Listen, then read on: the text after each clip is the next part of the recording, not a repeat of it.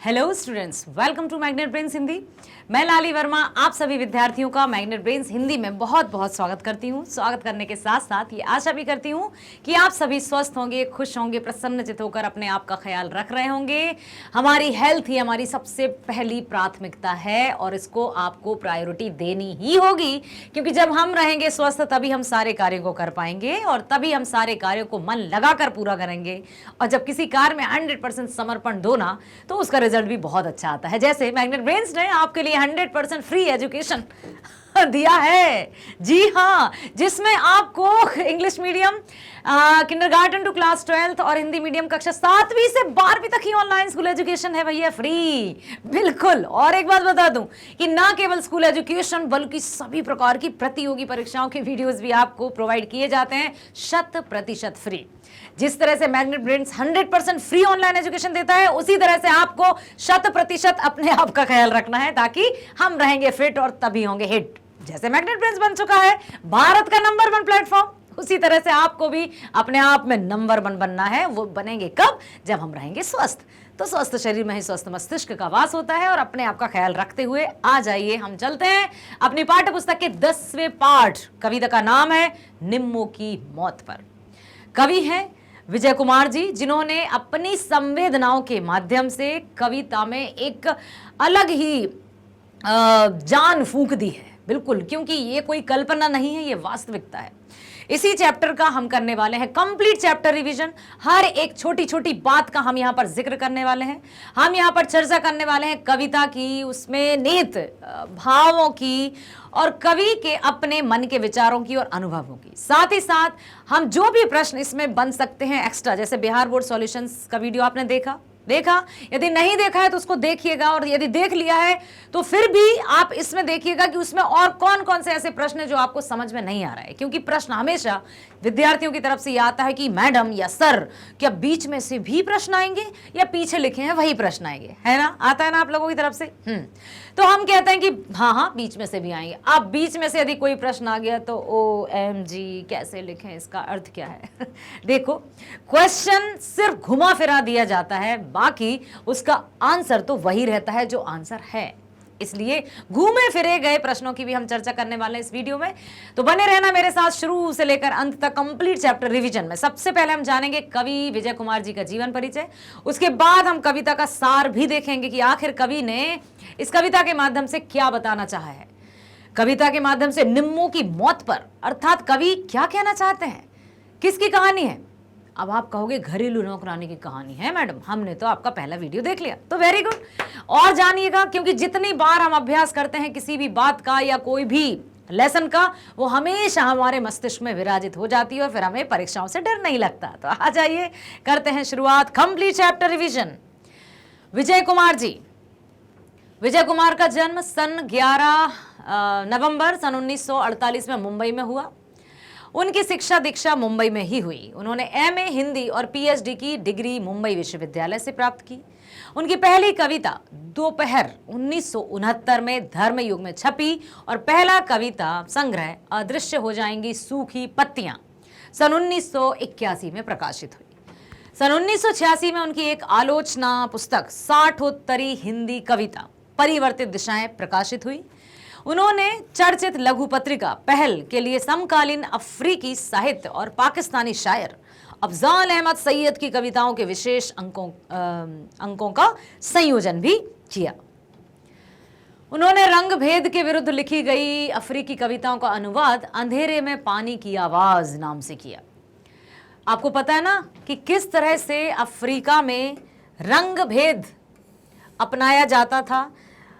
दक्षिण अफ्रीका में गांधीगिरी एक चैप्टर है, आपने भी पढ़ा ही होगा, अवश्य पढ़ा होगा, इतिहास में होगा, आई होप आपके बिल्कुल सिलेबस में होगा इतिहास में भी, कि जब दक्षिण अफ्रीका में गांधी जी गए थे तो किस तरह से उनको ब्लैक इंडियंस कहकर अवहेलना की गई थी, और उस ब्लैक इंडियन ने क्या कमाल करके दिखाया था वो भी आपको पता है। तो रंग भेद के विरुद्ध लिखी गई कविता अफ्रीकी कविताओं का अनुवाद अंधेरे में पानी की आवाज नाम से किया। उनकी अन्य काव्य कृतियां हैं अदृश्य हो जाएंगी सूखी पत्तियां, चाहे जिस शक्ल से, और रात पाली। अब तक विभिन्न पत्र पत्रिकाओं में उनके अनेक लेख और कविताएं, समीक्षाएं प्रकाशित हो चुके हैं। वे 1971 से 1975 तक नव भारत टाइम्स मुंबई में उप संपादक भी रहे। उप संपादक मीन सब एडिटर। उन्होंने भारतीय औद्योगिक विकास बैंक मुंबई में हिंदी विभाग के प्रभारी के रूप में काम किया। अर्थात कह सकते हैं कि बहुमुखी प्रतिभा के धनी कवि विजय कुमार जी। विजय कुमार जी की कविताओं को पढ़ते हुए इस बात का सुख होता है कि अपनी कविता के प्रति निर्मम तटस्थता है। मतलब वो जो भी कविता लिखते हैं उसमें एकदम ठोस कॉन्क्रीट तरीके से एक मतलब विश्वास के साथ पूरी सत्यता या यथार्थ साके रचना करते हैं, ना कि काल्पनिक कुछ भी लिख दिया। उनकी जो भी रचना है वो बिल्कुल वास्तविकता पर आधारित है, तटस्थता पर आधारित है और जो अनुभव उन्होंने किया है उस पर आधारित है। ये कविताएं एक उत्कट संवेदनशील और अंतर्मुखी कवि व्यक्तित्व की कविताएं हैं। विजय कुमार जी की कविताएं हमारे समय की उदासी, निराशा, तकलीफ और उन्हीं के बीच अभी भी बची हुई उम्मीद की कविताएं हैं कि जहां तकलीफ होती है, जहां उदासी होती है, जहां निराशा रहती है, वहां कहीं ना कहीं एक आशा की किरण तो दिखाई देती है। और कहते हैं ना, उम्मीद पर तो सारी दुनिया टिकी हुई है। तो ये भी उनकी कविताओं में मिलता है। उनकी कविता शहर में जन्मे पले और शहर की शोकांत नियति से जुड़े व्यक्तित्व की कविता है, जो बाहर के सच को कुछ बने बनाए सूत्रों में नहीं बल्कि अपनी गहन आंतरिकता में पाते हैं। ऐसा नहीं है कि देखा और यूं ही किसी की सुनी सुनाई बातों पर या कही कही बातों पर सुना और रचना कर डाली। अपने स्वयं के अनुभव होते हैं कवि के, और स्वयं के अनुभव और अनुभूति के आधार पर उनकी रचनाएं हैं। इस कविता में जो निम्मो की मौत कविता है उस पर देखिए। प्रस्तुत कविता निम्मो की मौत पर उनकी अद्यतन काव्य पुस्तक रात पाली से ली गई है। यह कविता निम्मो और उस जैसी अनेक घरेलू नौकरानी को लेकर लिखी गई है, जिसका महानगरीय समाज में अपना कोई अस्तित्व नहीं होता, कोई भी अस्तित्व नहीं है। हाँ, कहने को वो सारा काम सारी जिम्मेदारी अपने कंधों पर उठाती है, लेकिन वो क्या है, वो तो उस भीगी हुई चिड़िया के समान है जो उड़ने के लिए अपने पंख भी नहीं फड़फड़ा पाती। ऐसे लोगों की अचानक मृत्यु पर किसी तरह का कोई भी प्रश्न खड़ा नहीं होता। मुंबई जैसे महानगर में कवि की दृष्टि समाज के अभावग्रस्त वंचित जन के प्रति एकाग्र दिखलाई पड़ती है। इससे कवि की मानवीय संवेदना का पता चलता है कि कहते हैं ना, जिस नजरिए से हम दुनिया को देखेंगे दुनिया वैसी दिखाई देगी, और जिस तरह की संवेदनाएं हमारे मन में होती हैं उस तरह की संवेदनाओं को हम सामने वाले के मन में भी भांप जाते हैं। इसलिए कहते हैं कि अपने दुखों का दुखड़ा हर किसी के सामने रोने की बिल्कुल भी भूल मत करना, क्योंकि अक्सर लोग सुन तो लेते हैं लेकिन बहुत मजे भी लेते हैं, मजाक बनाकर रख देते हैं हमारे दुखों का। इसलिए हमें अपने दुखों की चर्चा किसी से भी नहीं करनी चाहिए। मैं किसी से भी क्यों नहीं करनी चाहिए बताती हूं कि जो हमारे अपने होंगे ना, वो आपके हाव भाव को देखकर समझ जाएंगे कि कुछ तो चिंता की बात है, बताओ ना, मैं हूं ना, बोलो। और जिनसे हम अपने दुख की बात कहेंगे वो सुन तो लेंगे, लेकिन बाद में क्या खुसर पुसर होगी उसका हम अंदाजा भी नहीं लगा सकते, और फिर हमें और दुख होगा कि हमने इनको अपना समझकर बताया और ये हमारी इस तरह से मजाक उड़ा। इट्स बेटर कि हम अपने मन की भावनाओं को अपने तक रखें, क्योंकि हम ही हैं जो अपने आप को उस भ्रम जाल से बाहर भी निकाल सकते हैं और मुसीबतों से भी बाहर हम अपने आप को खुद ही निकाल सकते हैं। ठीक। निम्मो की मौत पर शीर्षक कविता में कवि ने शहरी या नगरीय जीवन की उन घरेलू नौकरानियों की या फिर एक ऐसे वर्ग की ओर संकेत किया है जो निम्न वर्ग है, जो शोषित वर्ग है, जो पीड़ित वर्ग है, जो वेदना से रहित, वेदना से सहित या युक्त वर्ग है, जो हमेशा दूसरों पर आश्रित है। रोज मतलब 2 वक्त के निबाले के लिए भी उसको लोगों की गालियां, लात और घूसे तक खाने पड़ते हैं और उम्र से पहले ही अलविदा कह जाते हैं। ऐसे व्यक्तियों की ओर कवि ने संकेत किया है। और यहाँ पर निम्मो के माध्यम से केवल एक निम्मो की ही चर्चा नहीं हुई है, ऐसी कई अनगिनत निम्मो हैं जो आए दिन इस दुनिया से अलविदा हो जाती हैं, जो अपनी उम्र जिए बिना ही भूखमरी से या प्रताड़ना से चली जाती हैं, और उनके पीछे रोने की तो छोड़िए, उनके बारे में कोई सवाल करने तक का नहीं होता है। ऐसी ही चर्चा की है। निम्मो की मौत पर शीर्षक कविता समकालीन हिंदी कविता के सशक्त हस्ताक्षर। याद रखिएगा, जब भी आपसे कभी कोई विजय कुमार जी के बारे में पूछे तो आप कहेंगे हिंदी कविता के सशक्त हस्ताक्षर विजय कुमार जी द्वारा रचित है। विजय कुमार उत्कट संवेदनशील और अंतर्मुखी प्रतिभा के धनी हैं, इंट्रोवर्ट जिसको कहते हैं ना, ठीक। इनकी कविताएं अपने समय की उदासी, निराशा, पीड़ा से जूझती मानव मन की कविताएं हैं, संवेदना की कविता हैं, जो समाज में घटित होता है ये कविताएं हैं। पठित कविता गहरी मानवीय करुणा की उपजी कविता है, जिसमें मानव की करुणा और उसकी संवेदना की चर्चा कवि ने बहुत ही अच्छे से की है। कवि ने महानगरों में काम करने वाली घरेलू नौकरानी की दुख भरी मौत का चित्रण इस कविता में किया है। कवि नौकरानी की तुलना भीगी हुई फुदकती हुई चिड़िया से करते हैं। नौकरानी गरीबी के कारण अंधेरे कोने में चोरों की तरह छिपकर एक सूखी रोटी और 3 दिन पहले का बना साग खाती है। चोरों की तरह क्यों भाई? चोरों की तरह इसलिए कि उसको ये लगता था कि कहीं कोई देख ना ले कि वो क्या खा रही है। बेचारी चुपचाप खाती अंधेरे में और जमीन पर ठिठुरती हुई सो जाती। कभी इसकी बकवास सुनना, तो कभी इसकी अपशब्द सुनना, कभी इसकी डांट खाना। तो जिस तरह से उसका मतलब शरीर पीड़ित था, उससे कहीं ज्यादा उसका मन भी पीड़ित था। उसकी हिचकियां जमीन, मतलब लिखा है ना कि वो पीहर तक सुनाई देती थी, मायके तक सुनाई देती थी। अर्थात माँ धरती जो सबकी माँ है वो भी कंपित हो जाती थी, वो भी आंदोलित हो जाती थी उसकी हिचकियों को सुनकर। कई वर्षों से उसने अपनी माँ को चिट्ठी नहीं लिखी थी। टेलीफोन तक जाने की तो उसको बिल्कुल मनाही थी, वर्जित था वहां पर जाना। कवि ने उसकी प्रताड़ना, गाली पिटाई, ठंडे फर्श पर रात में सोना सब कुछ याद है, और ये उनके निजी अनुभव हैं, कल्पना की नहीं है। उन्होंने वास्तव में एक ऐसी नौकरानी को देखा है, तो ऐसी सिर्फ एक नौकरानी नहीं, ऐसी कई नौकरानियां होंगी जो इस तरह से जीवन जी रही होंगी, अर्थात अनगिनत निम्मो हैं। कवि कहते हैं कि नींद में सोती थी तो मानो धरती कांप जाती थी, रोते समय हिचकियां लेती थी, उसके दुख से मायके के लोग जानते थे, अर्थात धरती माँ ही समझती थी उसकी करुणा को। उसे इतना कष्ट था कि हर रोज एक घाव उसकी देह ही लगता होगा जो दिखाई नहीं देता। वह अपना दुख किसी से नहीं कहती थी, वह प्रार्थना चुपचाप अनकही या चुपचाप करती रहती थी अकेले में।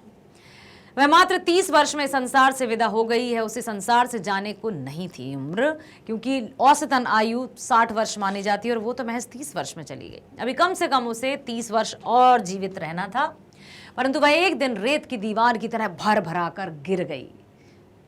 मतलब उसका अपना कोई अस्तित्व नहीं था, ना कोई नींव नहीं थी। वह गरीबी के कारण मरी, उसके मन में कोई रहस्य नहीं, क्योंकि कोई सवाल ही नहीं उठे। उसकी जगह यदि कोई सुखी संपन्न आर्थिक संपन्न व्यक्ति की मौत इस तरह से हो जाती ना, तो लाखों सवाल खड़े हो जाते, कैसे मरे, क्या हुआ, ये हुआ, वो हुआ, दुनिया भर की बातें। लेकिन उसकी मौत पर कोई सवाल नहीं। एक नौकरानी की मृत्यु पर कवि ने पूरी संवेदनशीलता से चित्रित की है, उसके यही गहरी मानवीयता का परिचय देता है। आइए पढ़ते हैं कविता। भीगी हुई चिड़िया की भांति। वह भीगी हुई चिड़िया की तरह फुरफुराती थी। हम जानते थे अंधेरे कोने में दुबक कर एक सूखी रोटी और 3 दिन पुराना साग वह चोरों की तरह खाती रही। कई बरस, सालों साल उसने चिट्ठी नहीं लिखी अम्मा को। टेलीफोन के पास उसका जाना निषिद्ध था। निषिद्ध था, वर्जित था या मना था, ये इनका मतलब एक ही है। वर्जित भी होता है और इसका अर्थ मना। ठीक है। कवि उस घरेलू नौकरानी निम्मो की दयनीय दशा का वर्णन करते हुए कहते हैं कि भीगी चिड़िया की तरह घर के अंधेरे कोने में दुब के पंख फड़फड़ाती थी। जैसे भीगी हुई चिड़िया एकदम से उड़ान नहीं भर पाती ना, वो भी बेचारी लाचार थी, बेबस थी। सूखी रोटी, चालान, दिन का बासी साग, 3 दिनों का बासी साग जीवन बिताती रही। अशिक्षा के कारण, फिर से वही बात आ जाती है, अशिक्षा के कारण उसने वर्षों से अपनी माँ को चिट्ठी नहीं लिखी थी। यदि उसकी जगह शिक्षित होती तो वो इस तरह से लाचार बेबस नहीं होती। Thanks to God, thanks to Magnet Brains जो 100% फ्री ऑनलाइन एजुकेशन प्रोवाइड कर रहा है। Really I feel proud to be a part of Magnet Brains. साथ ही अभावग्रस्त एवं महानगरीय समाज द्वारा उपेक्षित अथवा तिरस्कृत होने के कारण टेलीफोन के निकट जाने की भी उसे मनाही थी। कवि के कहने का उद्देश्य यह है कि महानगरों में घरेलू नौकरानी उपेक्षा का पात्र मानी जाती हैं सिर्फ उनके साथ कोई दिल से या संवेदना से नहीं जुड़ा होता है। प्रस्तुत पंक्तियां कवि विजय कुमार जी द्वारा लिखित कविता निम्मो की मौत शीर्षक से ली गई हैं। इसमें कवि महानगर में काम करने वाले घरेलू नौकरानी की दीन दशा का मार्मिक वर्णन किया है। कवि का कहना है कि निम्मो जैसी घरेलू नौकरानी महानगरों में किस प्रकार नारकीय एवं तिरस्कृत जीवन जीने के लिए मजबूर हैं। नारकीय मतलब नर्क के समान, बद से बदतर। उन्हें महानगरीय समाज द्वारा उपेक्षा की दृष्टि से देखा जाता है, जिस कारण उसे किसी अंधेरी कोठरी में रहने के लिए मजबूर होना पड़ता है। साथ ही कई दिनों की सूखी रोटी तथा बासी साग खाकर जीवन व्यतीत करना पड़ता है। इस व्यवस्था के कारण उसने अपनी मां को चिट्ठी नहीं लिखी। सामाजिक क्रूरता के कारण किसी टेलीफोन के पास जाने पर भी उसको रोक थी। नौकरानी थी, घर की साफ सफाई सब कुछ उसके हवाले था, लेकिन वो अपनी मां तक से बात नहीं कर पाती थी और चिट्ठी लिख नहीं सकती थी क्योंकि अशिक्षित थी।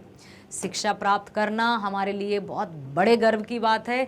आप सबको शिक्षित होना है, इसलिए मैं कहती हूँ कि जिसको भी आप जितनी अधिक शेयर कर सकते हो लिंक शेयर करो, ताकि सब तक फ्री ऑनलाइन एजुकेशन पहुंच सके, मैग्नेट ब्रेन्स पहुंच सके और आप सबको घर बैठे हुए फ्री एजुकेशन प्रोवाइड कर सके।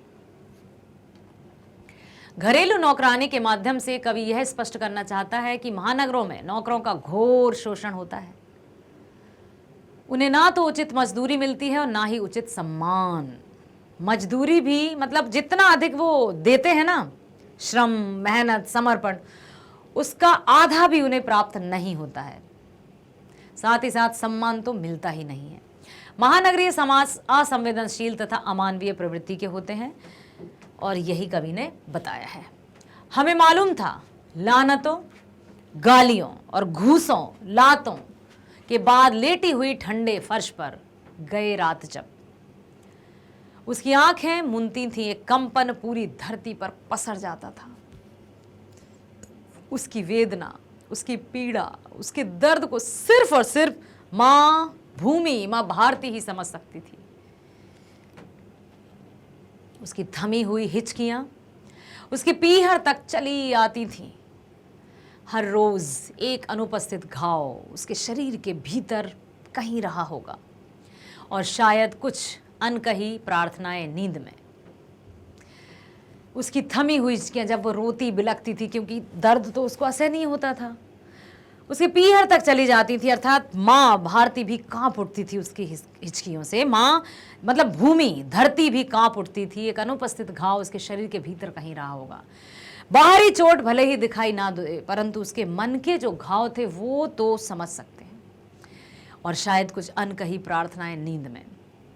किससे कहे, किससे अपने मन की बात कहे, कोई उसका अपना नहीं था।